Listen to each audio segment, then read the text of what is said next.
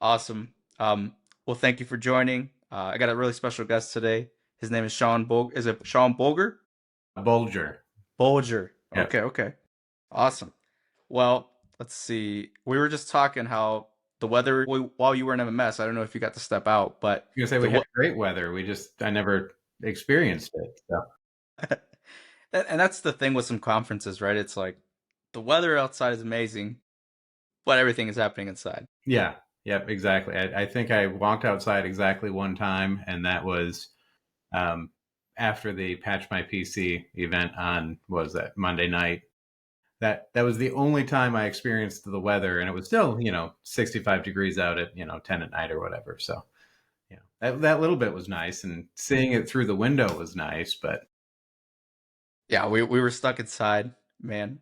So remind me, did you have any sessions at MMS this year? yep. So I had four total sessions.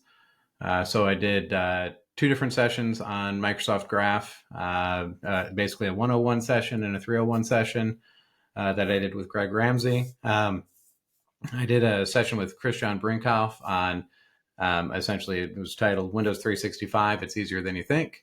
And then I did a happy hour session with Chris Cavazos that was titled, think like a consultant to grow your IT career. And so, a little bit of my background was that I've spent time as a consultant, and that session was basically Chris, who is currently a consultant, and I just kind of talking through how essentially the requirements or the things that make a successful consultant can actually apply to IT pros working in any field or in any company, regardless of if you're a consultant or not. And so that was kind of a fun session that I jokingly said I had 7 minutes of content for, and we promptly used all 90 minutes that was allotted to it. What are some things that kind of came up in that conversation that right took you from the 7 minutes to the whole block? So there's kind of a few different soapboxes that I'll get on, and I could easily get on during this recording today as well. But when I look at what it takes to make a good consultant, or when I look at essentially what a consultant is, and my company's hire consultants, which was essentially where we started. A consultant is somebody who is brought in essentially because they are seen as an expert, and that they are bringing something that a team doesn't have. And so when you look at a typical IT team, a lot of times a consultant gets brought in just because it's an extra pair of hands. They've got the time to focus specifically on that. When you're doing a large IT project, obviously, when you're working in corporate IT, you can be pulled off in a million different directions. So a lot of times, a consultant is just there to be that dedicated resource. Um, the A consultant also doesn't have any kind of personal investments one way or the other in what you're doing today, and so they're able to look a lot more objectively at an environment and say, "Yeah, that's a bad idea. We're not going to keep doing that." Versus, obviously, I think a lot of us have kind of looked at different projects that we've had in our IT career and said, "Well, that's my product. I don't want to give that up," or we can get rid of that, and we don't really think on a larger scale. A lot of times, um, consultants are brought in because they are able to. Uh, there were times I used to joke that I was my clients or customers' therapist, because there'd be certain sessions, and my favorite ones were always, and I loved these projects, but group policy to Intune migrations. Uh, Most people can't stand it because it's a lot of getting into the weeds, and there's typically a lot of politics, and it is one of those things that there is no good way to do it. A lot of people ask, "Hey, why does an Intune have a button just to ingest all of my group policies?" And it's because group policy has been around for 20 plus years now, and every single company has at least four or five policies that nobody knows what they actually do and what's the impact of turning it off. And they so it's been set and they don't want to change it, or they've got setting or policies out there that may be deprecated that they don't realize. And so the only way to address those things is to go through it. I know that I'm certainly guilty when they were my environments that I almost always had policies in production that started with test. Um, and so going through that policy rationalization, even if you're not doing like trying to migrate those policies into Intune, I think is really important for anybody. And so that was something that I really enjoyed because, you got to sit down and work through those tough questions, um, and come out with a defined picture of what we want to look like in the end. And so, like I said, there were times where I was a therapist because when you're in those discussions, it's couples therapy because somebody's tied to this and somebody's tied to that, and you're trying to mediate. Another thing, and this was a big thing that I really learned in consulting and then in my current role, I've had to learn even further, and that's thinking more strategically. When you're an IT pro in the seat, you are thinking about what what works today, and I don't want to break what's already working. And you know, uh, the strategy is just to provide something that my job is to quote unquote keep the lights on. If I'm an IT pro, and that's obviously something that none of us like to hear, but the general practice is that we've got a lot of things up in the air, and if it's working, we don't want to break it, and we don't always think strategically from a business perspective. And so when you're consulting, obviously you are only as valuable as the word of your customers and the reputation you've built. And so you have to be able to come in and think strategically and think with that level of business strategy. Is this project being done just because, hey, we want to make change, we change for the sake of change is what we really want, or is this project being done because there are other strategic goals? Maybe there's goals to just make sure that we want to eliminate that technical debt, or maybe the goal is maybe you're migrating to something like Windows 365, and you want to be able to more strategically deploy your IT resources. So you're saying, hey, I've got this legacy on-premise solution, the hardware is coming up, um, the hardware needs to be refreshed, and the um, it's a very specialized skill set that needs to run it, and it's getting harder to hire those people. And Ted in the back room is getting close to retirement. What do I do if he decides he's going to retire and I don't have somebody to run it? So you start looking for solutions that um, essentially minimize the risk tied to that. So a lot of times there's business strategy that is not directly tied to the technology. And when you're an IT pro, you're not trained or you're not taught to think about those things. And so I think those were a lot of the discussions that Chris and I were really having was, hey, think outside of your normal box. And then obviously the big one that, well, there's two, but the one is obviously the whole idea of having a growth mindset and always being continuously learning and knowing what's coming and understanding new technologies. And then the other one, I would like to believe I coined this term. I probably heard it somewhere, but and it's don't be cynical. It's in traditional IT roles, it has always been the cool thing to be kind of cynical and to um, have a little bit of an attitude towards management, towards end users, towards vendors, and finding a way to essentially puff yourself up by saying that you're smarter than everybody, and that's kind of cool because you can be cynical about those things. And in my mind, that's one of the biggest things that you need to shift away from when you are in that sort of consulting role. You don't have the time to be a cynic about things. And so those were kind of the things that session focused on. Um, and it was a lot of fun. Like I said, I even had written in my slide deck. So for people who weren't at MMS, every single slide or every single presentation, there was a slide in there that said, hey, here's kind of the rules of the session. And I basically I took that slide and I literally redlined it.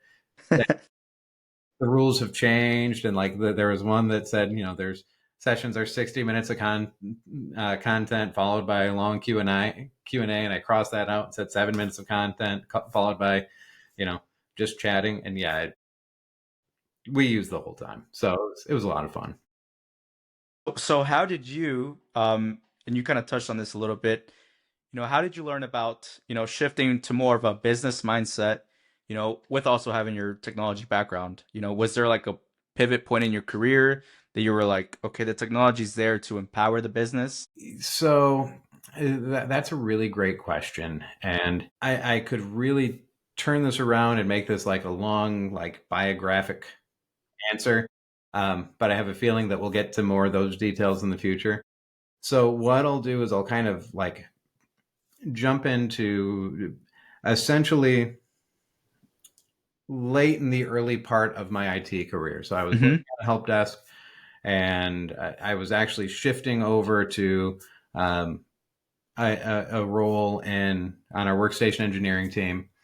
Um, on the help desk, I'll never forget there was one guy on the team who used to always joke like, "Haha, Sean, yeah, he's going to be a CIO someday." And um, I remember thinking in the back of my head, yeah, I'm not opposed to that idea. I'm not opposed to doing that, but I mean, there's no way I'd ever get like I don't have the right experience. I'm older than everybody. It took me longer to get into tech.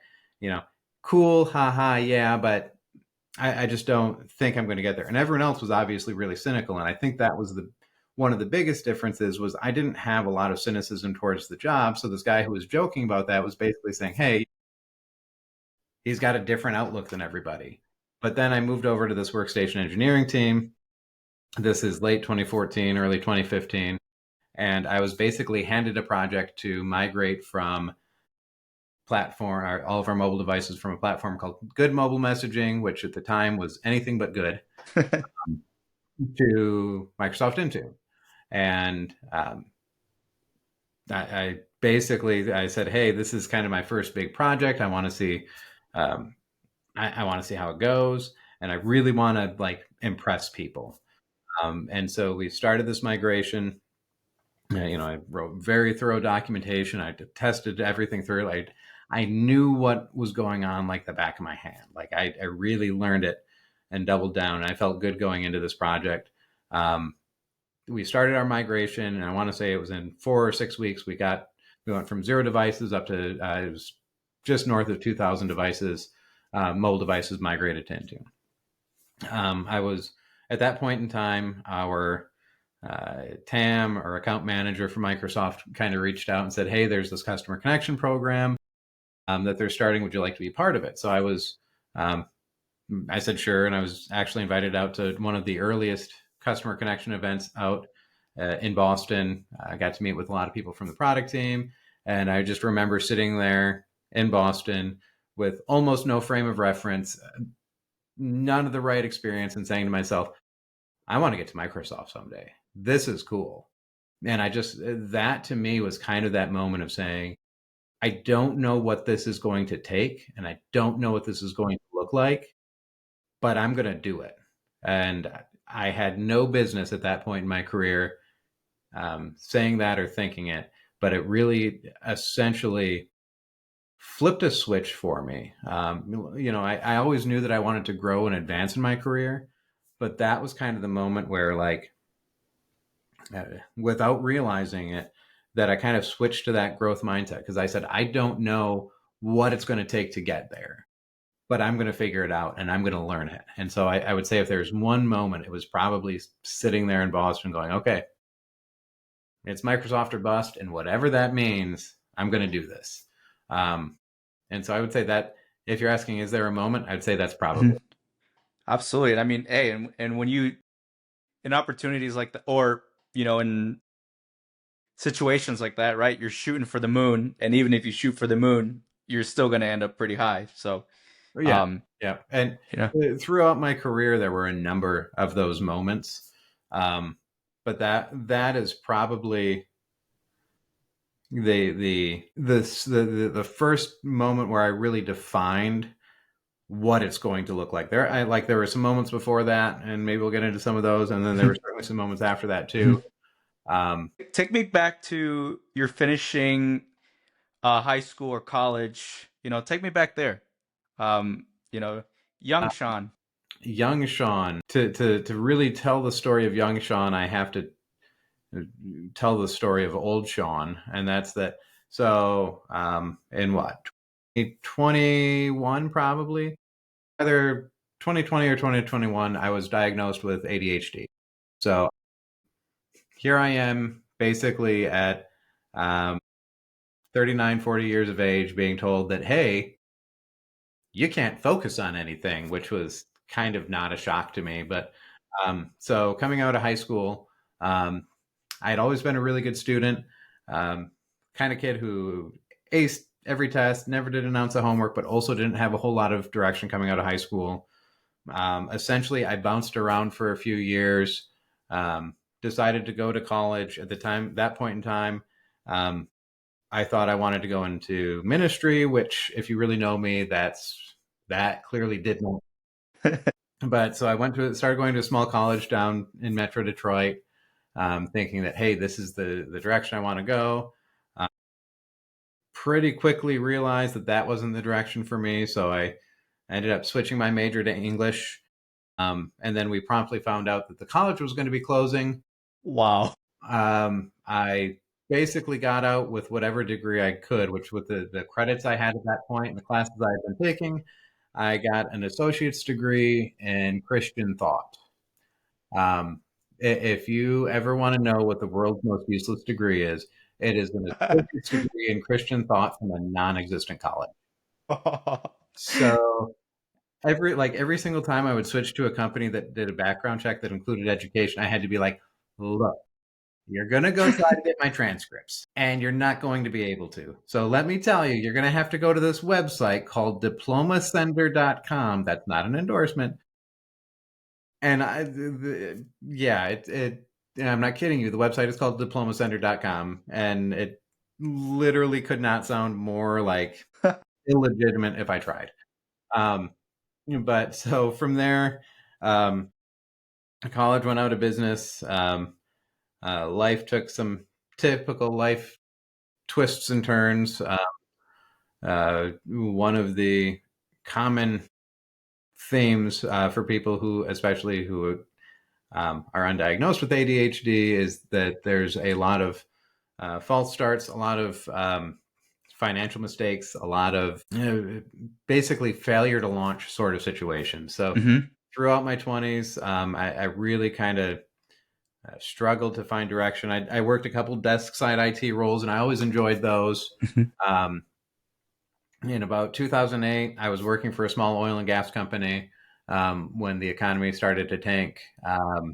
Obviously, oil and gas got hit just as hard as anything at that Hmm. point in time.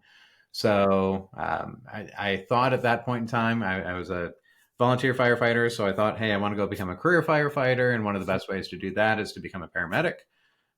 So I got my paramedic license. I spent about 3 to 4 years working full time in EMS, um, which was great experience. It really it took me from being somebody who wasn't very confident in myself and my skills and my abilities, um, to somebody who, even when I wasn't confident, learned that it doesn't matter, because as long as you look like you know what you're doing, people are going to kind of roll with it.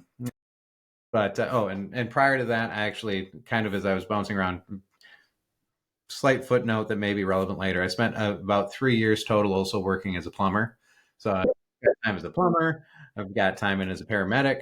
Obviously, I said I had some desk side IT experience. Even back when I was in college, I did QA at a small software company. So wide range of experience, but I always kind of kept coming back towards IT. Um, so when I met my wife, we were moving down to Metro Detroit. I said, I don't want to be a paramedic down here. So this was probably my first real, that first real kind of shooting for the moon idea. I said, okay, I'm going to try and get back into IT. Mind you, it's been really, at this point in time, almost 5 years since I've actually worked in an IT role. I saw um, an article in the Detroit Free Press that said, hey, here are the top 10 places to work in IT in Metro Detroit.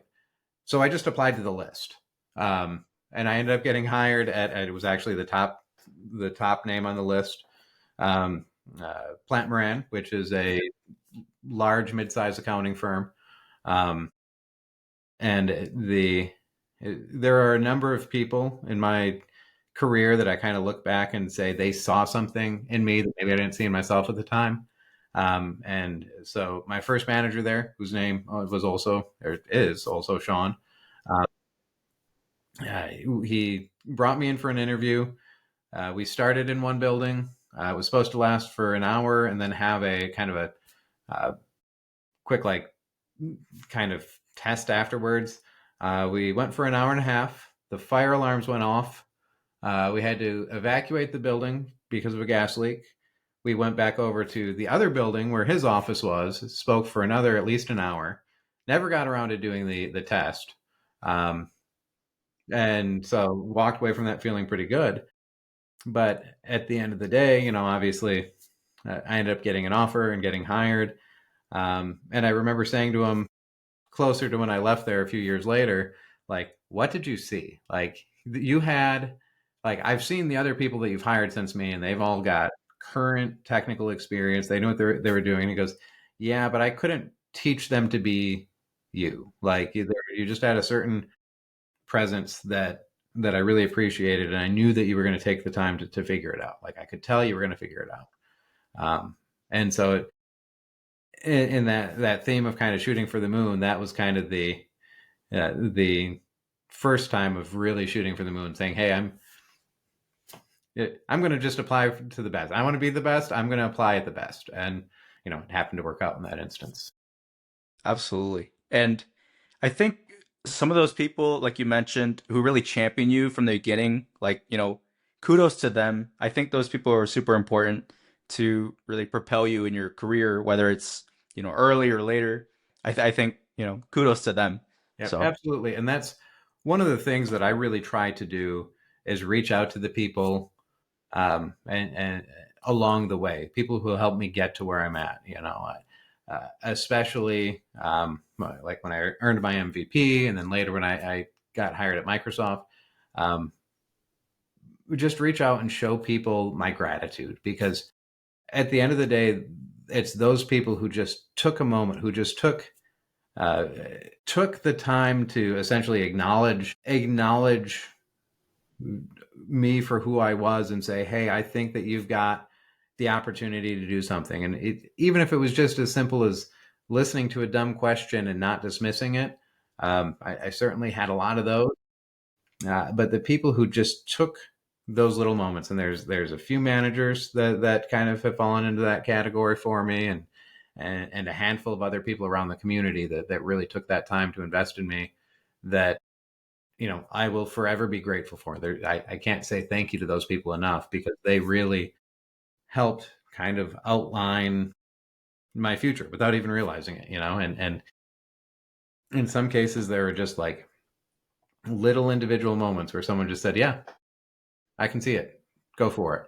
That really helped to validate where I was in my life, and validate the path that I was on. And so it has been a great journey, and I couldn't have been on this journey had it not been for those people.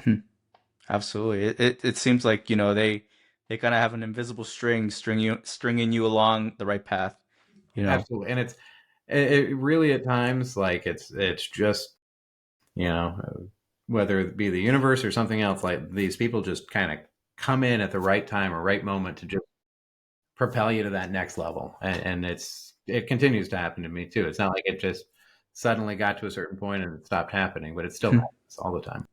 Absolutely. So I know you mentioned plumbing and paramedic. I want to bring it back to a little bit to that. I mean, that's something that really intrigued me when I was just looking through like people's blogs, and actually yours was one of them. I was reading your bio, and I was like, plumbing, paramedic. Unravel that onion a little bit. Yeah. So with plumbing, so the first real stint I had at it, so I had been working at a retail cell phone store, selling cell phone service, and that was not really my jam. I wasn't the best at it. Um, kind of saw the writing on the wall that I wasn't going to last. I didn't have the um, kind of the killer and mentality that some of my coworkers did. Like, they were going to go in and like hard sell people, and I was much more, you know, much more of kind of a relationship builder. And there we had really tight quotas, and I just saw that I wasn't going to make it. So I turned around eventually and said, you know what? I had a good friend who was a plumber, and so I kind of called him up and I said, "Hey, are you guys looking for anybody?" And so he actually worked for his dad, and his dad agreed to hire me. Um, I'll never forget. I literally showed up on my first day. Um, we went to where we were working. He handed me a shovel and said, "Sean, this is the only job you will ever start out on top. Start digging." And I don't even remember why I was digging. He might have literally just been having me dig a hole just to see if I would. I later found out, probably a year or so later, he took special pride in being able to essentially break uh, my buddy's friends, essentially. Like, there were a number of people who kind of went to work for him over the years, and very few managed to last. And he was convinced that I was going to kind of break faster than anybody. Um, but I was at a point in my life where that wasn't an option. I didn't have a fallback plan. That was the fallback plan. And so I had to learn to do a very hard physical job, and I was not a person built for hard physical work. And it was good, and I really enjoyed it. And there were some days that you'd walk away from it, and you'd kind of look at what you did that day, and you kind of be proud of, hey, look what I did. We did a lot of new construction, so to be able to look back and say, hey, look at all these pipes we ran today, was kind of a cool feeling. After doing that for a year and a half or so is when I got um, asked to go work for the oil and gas company. I knew my manager, and he knew that I had had some computer experience, and he's like, hey, I need somebody in IT. Why don't you come work for me? Um, so I went over there, and again, basically, when I had a feeling I was going to get laid off. So when I got hired in, I was like the 80th person working for the company. We grew to about 400. And when I got laid off, I was the 80th person, like, on the roster. So it was Wow. like one of those, like, they had grown hugely. And when the numbers were getting smaller, and I was looking around going, we're getting back to that size again. So I'd actually reached out to my old boss and I said, hey, if I get laid off, uh, you know, can I come back to work for you? And he basically said, yeah, absolutely. And, you just call me and you'll be back to work. So the, when I got laid off, I was actually called into the president's office, and like, he was very kind of somber. And he's like, I hate to do this, but we've got, and I was like, it's fine. I'll be working Monday. And he goes, what do you mean? I knew this was probably coming. So I kind of reached out and made contact with some people, and decided that I would go back to this route. Again, it sustained me in a time where I needed to, and it reinforced the kind of the idea that I can make it. I will always find a way. And then, I had the opportunity to go get my paramedic license. Um, that again, that is a hard job for a lot of reasons, but you learn again what you are capable of doing mentally, and you also learn it can always be worse. And I think that was the one lesson that I really took when I got onto the help desk. Um, More than anything was, hey, it could always be worse. Literally, nobody is dying right now. I get it. Your computer's broken. It could be worse. And yeah, when we work in IT and work on a help desk, we think people can be unreasonable. You have never met unreasonable until you've met somebody who thinks they need an ambulance who absolutely does not. And so there's a lot of customer service skills you learn working on an ambulance, from crisis situations to just absurd situations to um, you name it. And so I was able to take a lot of those skills and translate those over to the help desk. So there's definitely, I mean, there's a lifetime of stories between those two jobs, but especially from the ambulance, that certainly shaped my perspective. But I think it's really those two big lessons that I kind of walked away with. One, like, it can always be worse. And two, I'm going to find a way. I'm going to find a way to make it work, and to make ends meet. And so there's there's never a point that you can't really recover from. And so I have always felt since I got back into IT in 2013, 2014, whatever year that was, that whatever happens, I'm going to be okay. And so that I think that kind of set me up to be willing to take a few more chances. Mhm. Absolutely. I mean, and especially with that perspective, like you mentioned, a lot of people like who go into help desk or are in help desk are like, this is the worst. This is, you know, they're like the end users, yada yada. But right, if you're coming from that different perspective, you're like, this isn't the end of the world. We can solve this issue, and right, we can move forward. Uh, um, so you're finishing up your project that you're going from good mobile to Intune. Is that when you started to really delve into the endpoint space? Yeah, so that was really so that's where like I literally had been hired and moved over to our endpoint management team. Um, and so that was obviously it was the old Silverlight portal, but my first real exposure to endpoint management was with Intune in the very early days of Intune.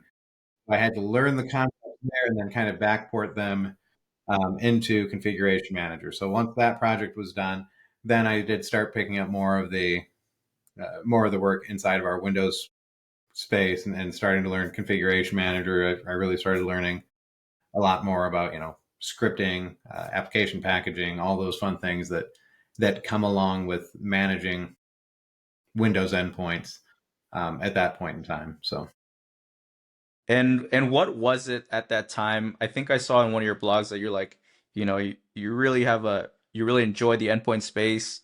Was it that project that really propelled you to like, you know, have a fascination for that area? so it was that project combined with um, the so obviously the customer connection program and I will always be a huge advocate for the customer connection program because it helped to define who like what my career goals were. Um, but having that kind of exposure to Microsoft uh, at that point in my career, in what was at that point a very young, immature, but rapidly developing product, and then also, we were. It was like I started on 7 and then worked through 7 to 10 migration, and there were so many challenges that had to be solved and so many things to have to learn. Um, I've kind of heard a few people said it, and it's one of the things that it really kind of have felt for a long time in my career. But there was, for a lot of times in corporate IT or a lot of years in corporate IT, the network teams and the server teams were kind of like the people who really were the center of the IT world.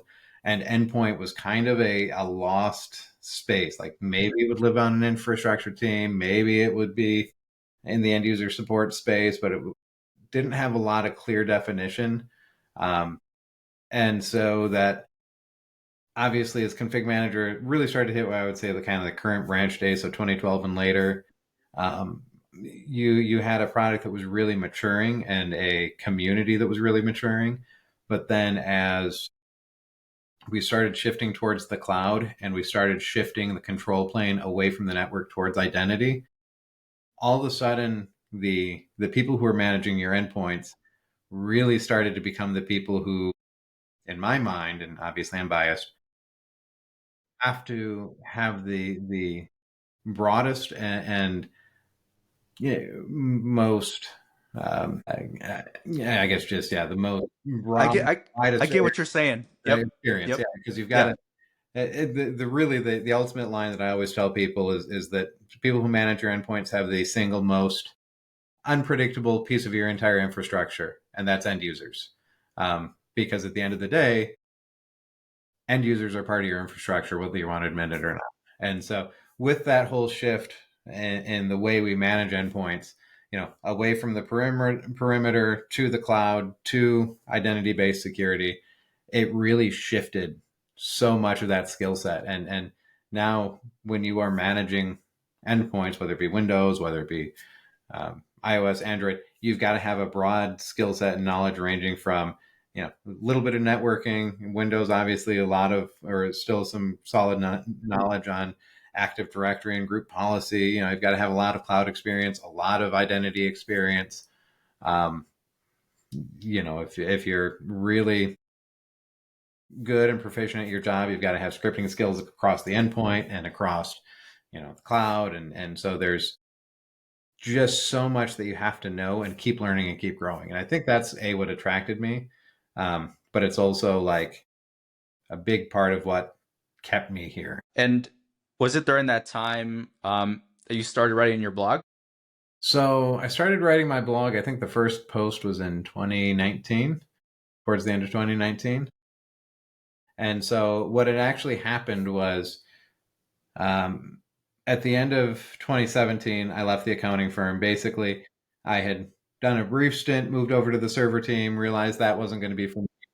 Uh, but rather than just kind of going back over and getting back into the endpoint space when a spot opened up, I said, you know what, I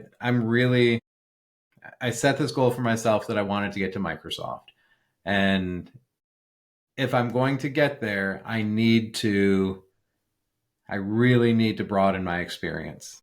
So I'd had a recruiter call me and basically say, hey, are you interested in a contracting job? And initially I said no, but I started thinking about it. And that one was standing up config manager from the ground up, um, standing up Intune. They were already doing it, their M365, well, Office 365 migration, but they needed help there. And so I said, you know what, this is going to be a chance for me to step out from under the shadow of, I worked with a couple of very experienced engineers. One, I would say to this day, is probably one of the best engineers I've ever worked with. And basically, everything was mature, everything was healthy, and there were opportunities to learn. There was only so much that could be done. I said, you know what, I want to kind of go into a green field. I want to get the experience building it from the ground up. So I did that. I went to it was a large produce company, and I was there for a little bit over a year. When a friend of mine that I had worked with at the accounting company called and said, hey, we're going to be standing up config manager over here and looking at migrating stuff to Intune, and why don't you come over here? So went over there in early 2019, I want to say. Maybe it was 2018, one of the two. But then during that time, I got back involved in the customer connection program and got to go to an event in Redmond. And at that event, I was actually, and it's literally one of my very first blog posts is titled, Do I Belong at This Table? And I was sitting at a table with, there was Kent Agerlin, Matthew Hudson, both MVPs. Both are people who I'd, like Kent especially, I'd read and like learned a ton from his blog and some of the things that he had written. Matthew, I had seen some of the stuff he had worked on. Like, I barely knew what an MVP was. I knew these guys were cool, and I knew they knew a lot. And I just remember sitting at this table and having a discussion. And Matthew's like, "Hey, there's this conference called MMS. It's really kind of a cool conference." And he's like, "Yeah, when I first went, like, my company wouldn't pay for me, and so the only way I could go is if I got to go as a speaker. So I just submitted sessions, and so I was like, huh, okay, that sounds interesting." And I remember them both saying, get involved in your local user group, and just start being more active with the community, and that's kind of really how you grow your career. And, at that event, I also met David James, asked him some really dumb questions, throw me out of the room. Which, again, going back to people who in that moment, like, it was such a small gesture, but simply taking the chance to say, hey, let me understand what your question is and really figure out what you're trying to say, was that moment of validation. And so again, it's those little moments. But so here I am at the table with obviously, like, people who are rock stars, and I don't fully appreciate it, but I know that these guys are like way out of my league. And I just remember thinking, gosh, this is cool, but I'm not sure, like, do I belong at this table? And I just remember they were both so kind and just so encouraging. And so when I got back to Michigan, I did submit a couple of sessions for MMS that year. Literally had no idea what I was doing, so I did not get selected, but I did end up going to one of the local user groups, and actually Donna Ryan, who created Wimwich, was there, and talked with her for a few minutes, and she kind of talked about her experience, what she had been through, and so she's like, she was one of the first people, not necessarily the first person, but one of the first people who said, hey, why don't you, if you've got something to say, why don't you just start writing a blog? Why don't you do that? And so a number of people started saying that, but I was like, I just remember saying, well, what am I going to say? Like, this is all out there. It's all, I don't have anything new to add. And I just remember them saying, hey, you know what? You do you. Like, find your thing. If you write something that somebody else has already put out there, that's not a big deal, because maybe the way you say it will be the thing that makes a difference for someone else. And so I started blogging a little bit. I kind of came up with some novel solutions for the things that I was working on at that company, and posted those. Ended up, and I don't even remember exactly how it got started. But I think I ended up on Discord one day, and I was talking to Adam Gross, or maybe I had sent him a message on Twitter, like, hey, you've got a lot of cool stuff. Why don't we try and present together at MMS in Miami? And here, I don't know this guy. And he's like, yeah, sure, let's do it. And so we presented a session on the config manager admin service. And I remember kind of being hooked at that point in time. Like, okay, here's this API kind of work with. And I had also done some stuff like playing with Microsoft Graph and Power Platform for that conference, but it just started scratching the surface. So when I got back, I said, hey, I'm going to go ahead and write a series on Microsoft Graph, because all the documentation that's out there is targeted at developers. I'm not a developer. I can barely make heads from tails. And so I just started writing this series on Graph, and, got, well, at that point in time, somebody submitted me to, or nominated me for the MVP. And then I got selected to speak at MMS again that year. Literally, first day of the conference, or it was Sunday. I was sitting there with Greg Ramsey. We were preparing for our session the next day, and I get an email. And at first, I saw it on my watch, and it said MVP award program, and I'm like, okay, well, that's weird. Getting an email from MVP award program on a Sunday, probably something saying thanks, but no thanks. So I pulled it up on my computer, and I'll never forget. So Adam's sitting at the other end of the table, and for people who haven't been to MMS, there's literally a giant table that's probably 20 feet long. And so Greg's right next to me, and I'm like, Greg, I got an email. He's like, yeah? I'm like, Adam, I got an email. And they're both looking at me like, dude, you're an idiot. And like, no, Greg, I got an email. And he's like, we work in IT. We get emails every day. Yeah. No, Greg, I got this email. And so got to share what was, obviously a special moment, and a very, even getting a little misty eyed over here just talking about it, with a couple of people who had really meant a lot to me on my journey. But then also to share it with people at MMS, essentially being like, hey, most of you don't know who I am, but check this out. This is super cool. Man. Yeah, that was just an awesome moment. But actually, going back to another one of those random discussions that I had with people. So I had a discussion with, I was literally waiting for my Uber to pick me up to take me from the Microsoft campus to the airport, when I was talking to the woman who at that time ran the customer connection program. And I remember saying to her, I think I want to be an MVP someday. Again, still didn't understand what that meant. Mm-hmm. Did not understand the commitment, did not understand the work it would take. And she goes, yeah, you can do it. And it was just Heck yeah. one of those moments where, like, hey, somebody's saying, this is a thing that you can do. And so fast forward, there I was, and I was awarded it at that point in time. Um, Obviously, shortly after that, I got hired in at Microsoft. It was all like all those moments along the way. So I know you asked me a question like 37 minutes ago that I just rambled on, No, but I don't care. This is amazing. This is oh, I love this. yeah, And I kind of got chills hearing your MVP story, man. That like having those two people next to you and just at that event, that is a beauty. yeah, That and is it really is. It was a special moment, I think, to kind of bring it all full circle. So that was the last time I was actually at MMS. Since then, my wife and I had a son, and just with transitioning to Microsoft, I didn't have an opportunity to go for a few years, and so I was there this year.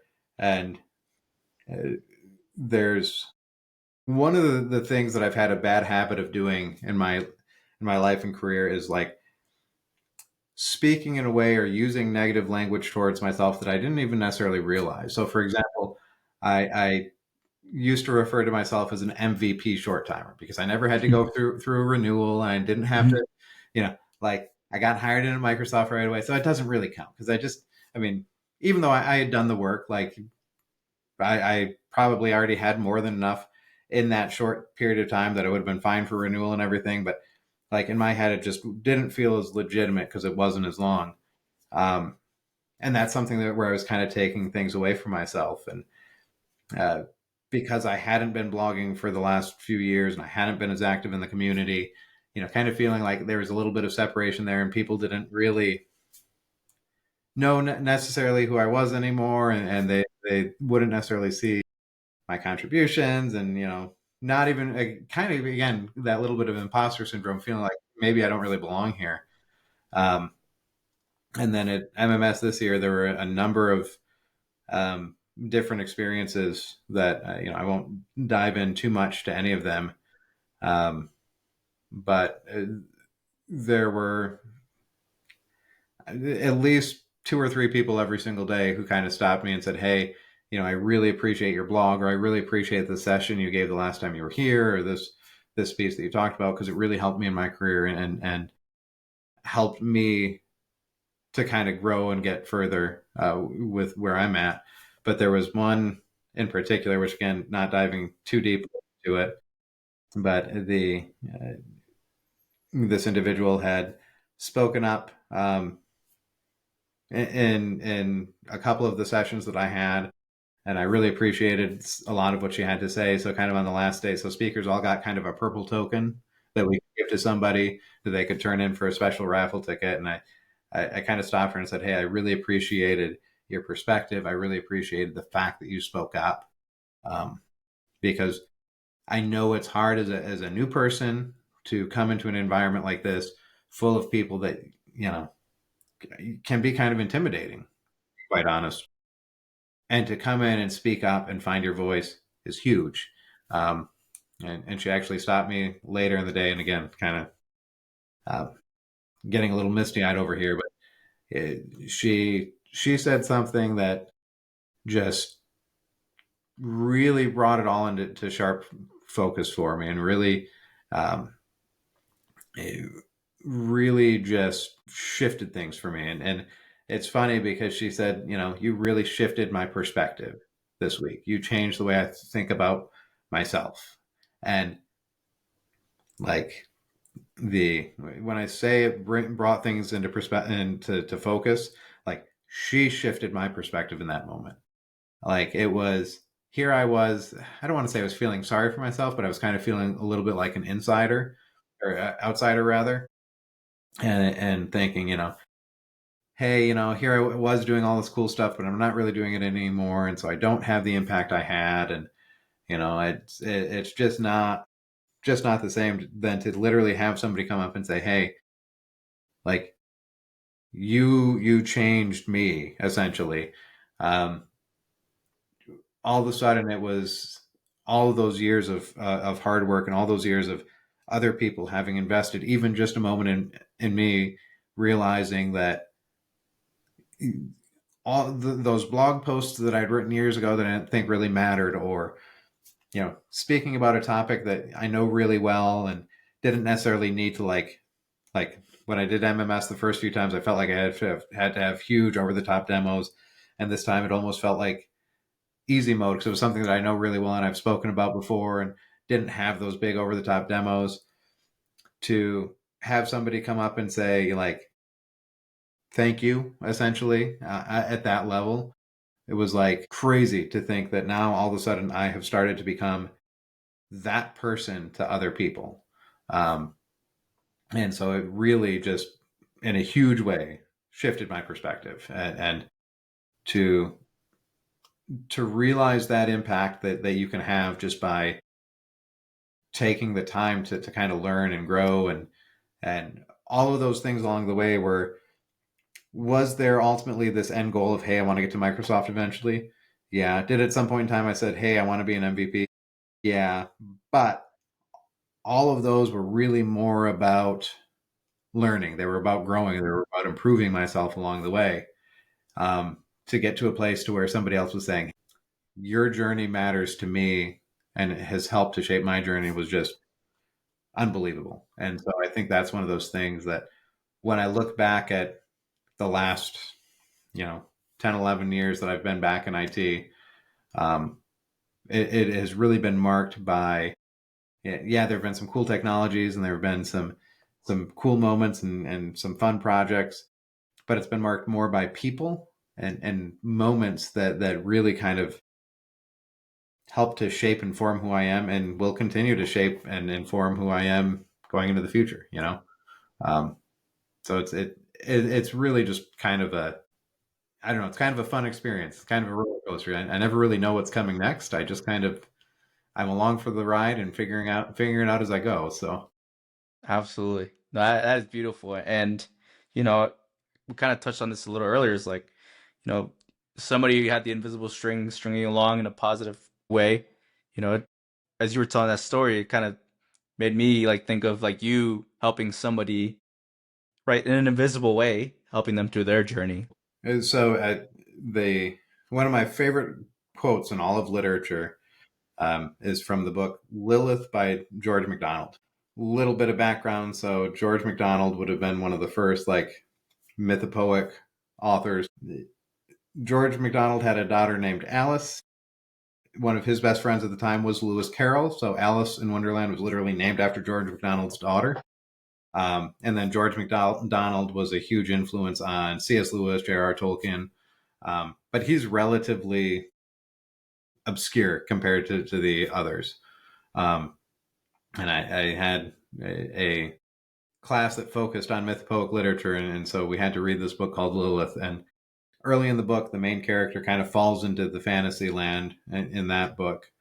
And he sees what he thinks is a raven way off in the distance, in essentially the churchyard or the cemetery by this old church.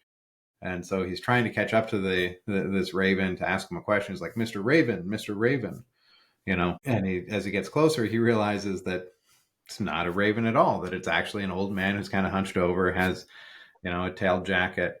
And he's like, oh my gosh, I'm so sorry. I thought you were a raven. And the character looks back at him and goes, it's okay. By calling me a raven, or rather thinking me one, you have allowed me existence, which is the sum of what one can demand of their fellow beings. And that single line is probably the most important foundational principle that I kind of have lived off of since that point in time. And it's that whole idea that by just giving somebody the space to exist, to be who they are, to um, thrive as who they are, um, is literally the sum of what we do for each other. So by giving somebody that space, we are giving them the opportunity to be their best selves. And so going back to that idea that I mentioned earlier, that like it's really cool in IT to be cynical. When we're being cynical about everything, and when we're saying, oh, that sucks or this sucks, or You can't do that. Or, taking it out to a more pop culture level, like, oh, the new Star Wars sucks. I can't believe anyone would enjoy it. Or, you pick your random poison, or your politician sucks. My politician's the best. When you pick any of one of those things, as you start to get into those cynical places, you are taking away a little bit of somebody's comfort zone. So if you're sitting there in an IT seat and you're saying, hey, that product sucks, it's no good, you're doing a lot of things, but one of those things is you are taking away somebody else's comfort level to talk about that thing or to want to learn about that thing or to want to grow.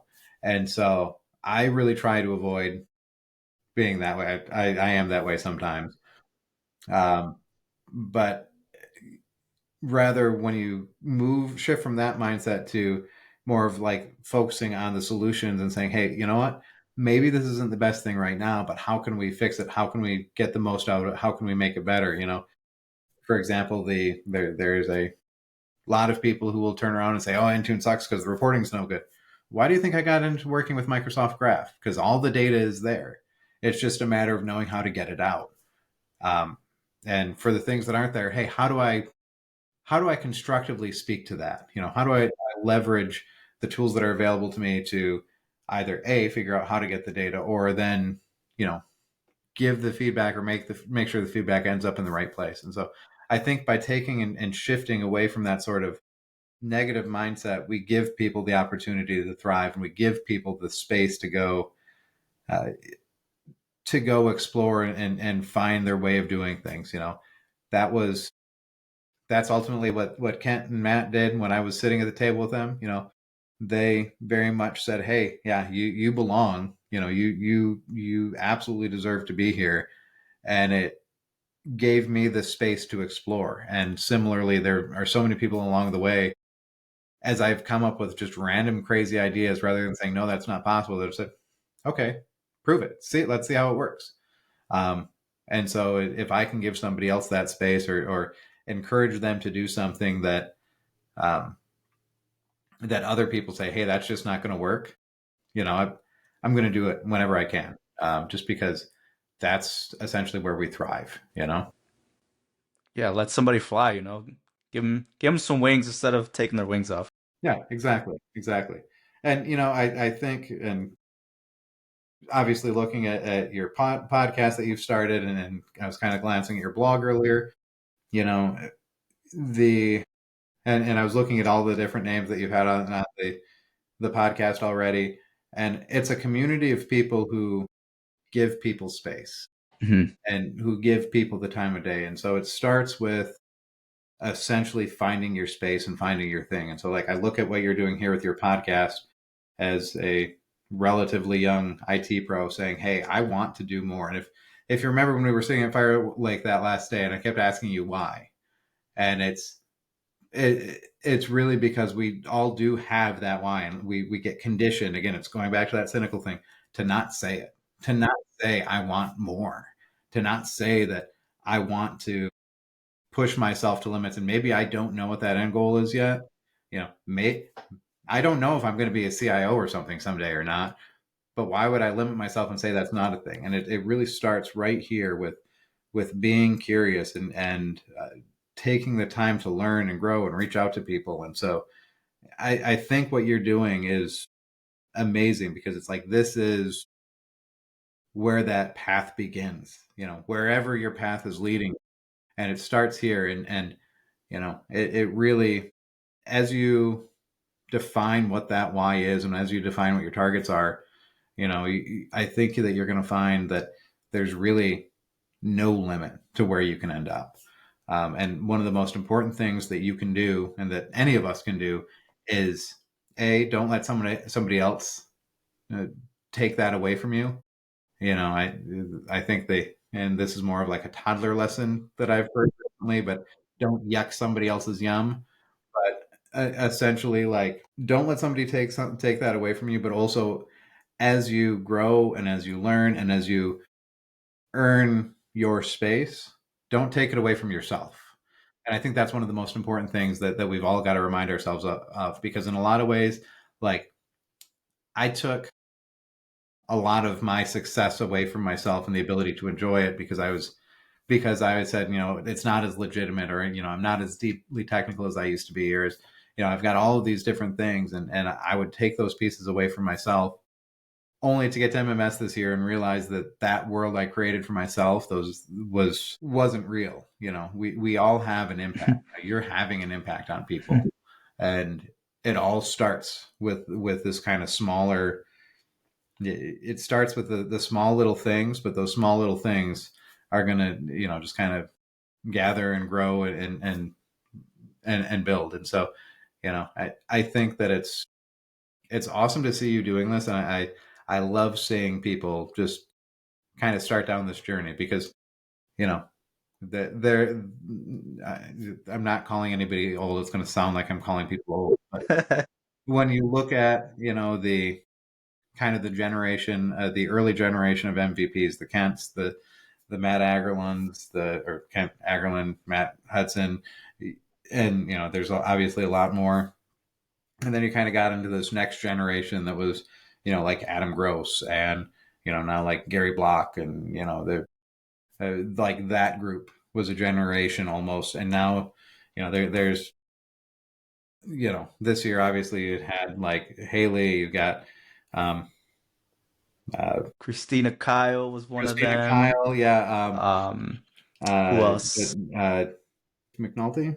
Am I getting it? Yes, Yeah, yes, yeah. Thank you. yes. Sorry, brain fart. It's late. It's almost like now there's another new crew, and it's like Yes. the only way that there ends up being these essentially new crews is because more people come into the community and start creating content and putting things out there. And you know what? There's probably not a better time to get into it than right now. I mean, seeing where things are going with AI and agentic AI. I mean, touching graph was just the start of it, and the next generation of tooling that people create is going to be unbelievable. Thank you. And I want to touch. I also want to learn. Who is Sean beyond the keyboard? What do you like to do for fun? We do spend a lot of time behind the computer. So, who are you? Yeah, so that's a great question, and there are a lot of things that I could say that go into who I am away from the keyboard. I mean, the biggest thing over the last year and a half has been just being a dad. Um, having a toddler takes up almost all of my time when I'm not behind a keyboard.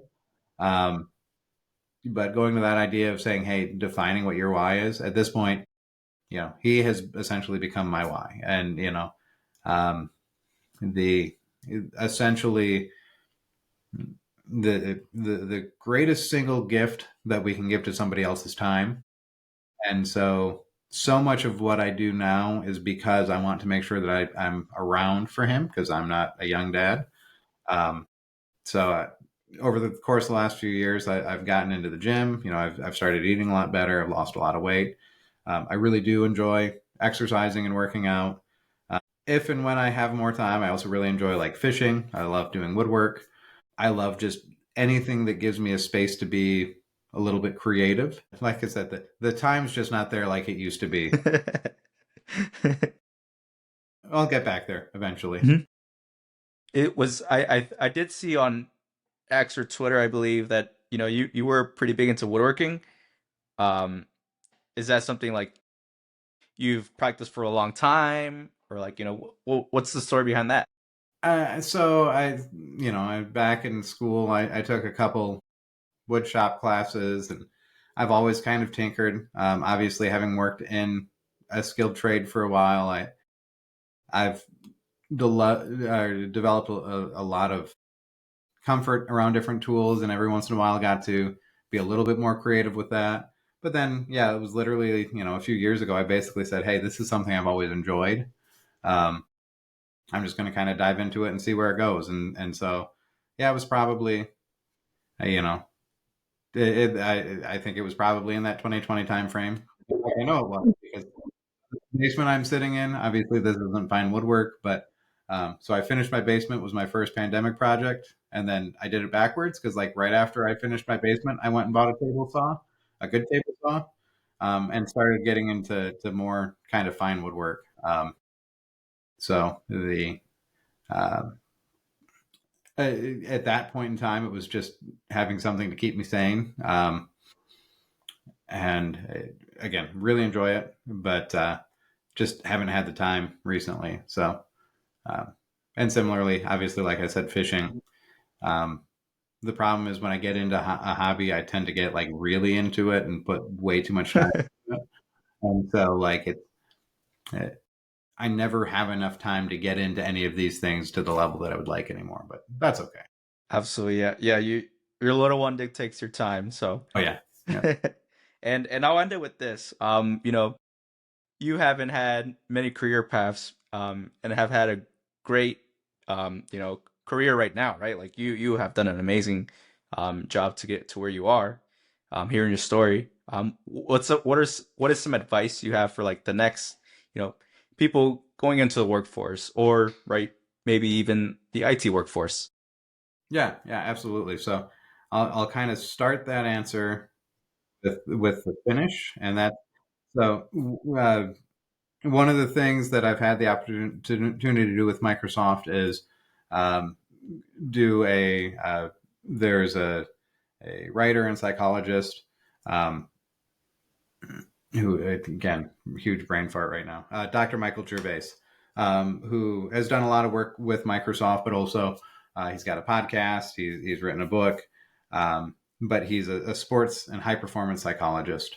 And there was an opportunity I had to do a course around essentially developing a personal philosophy. And so um, through that, I basically developed the philosophy, and I wrote this down a few years ago, and I still have it here.